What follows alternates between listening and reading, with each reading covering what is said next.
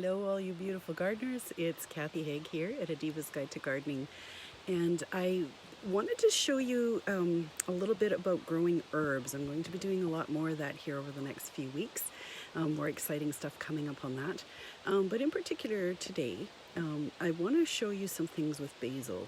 We tend to think of herbs as something that's maybe a little bit hard to grow, and it can be depending on the type, but one of the easiest herbs to grow, and which is handy because it's also one of the most popular in so many cuisines, is basil.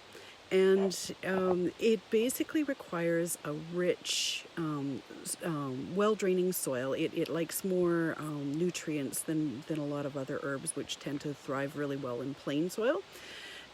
So do mix some compost in, or some well composted manure, and make sure it's well draining.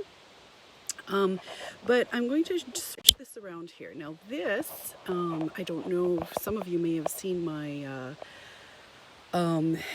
video here from a few weeks back when I rescued these basil plants from the grocery store.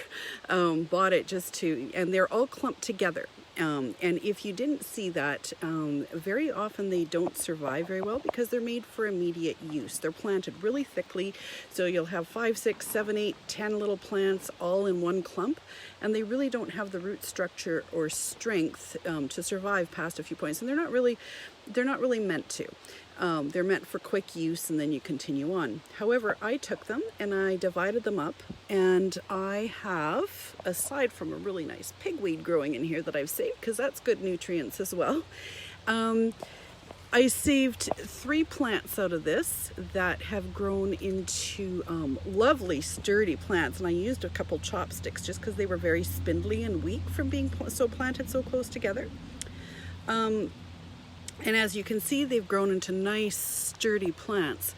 Now, you look at this and go, basil will grow into like small trees if you let it, bushes, which is fine. But what you might want to do, and what I usually do, basil is one of those plants. See, every spot here that you see here where there's leaves and these little leaves starting to pop out, every single one of those will sprout out new branches if you let it.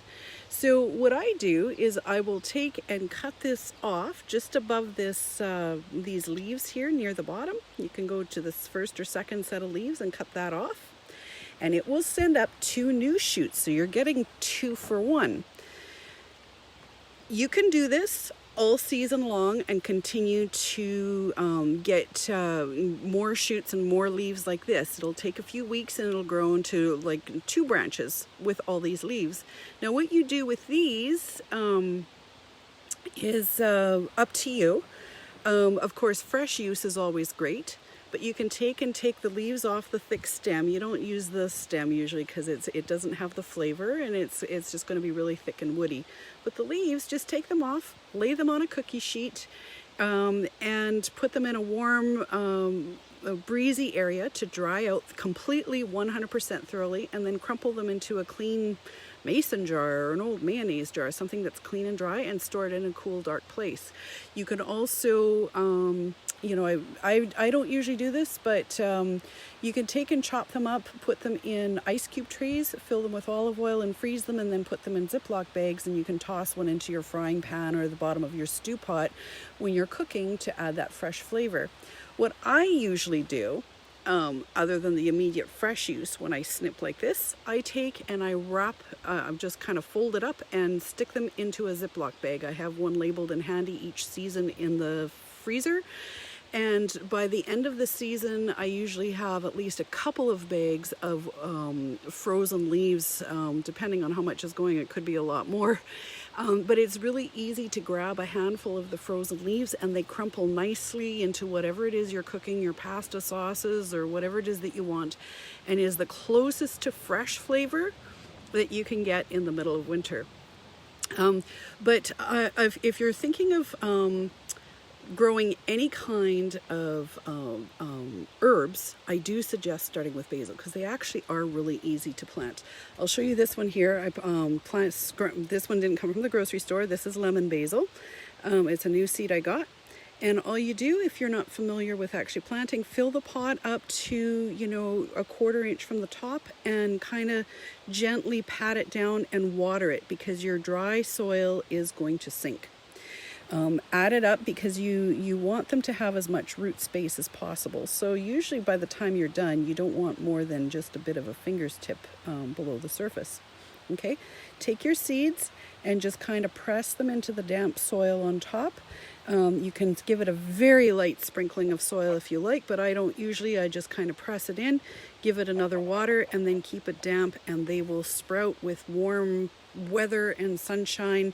And I'm going to have a bunch more pots like this going with some different types of basil for the season. So I hope that helps.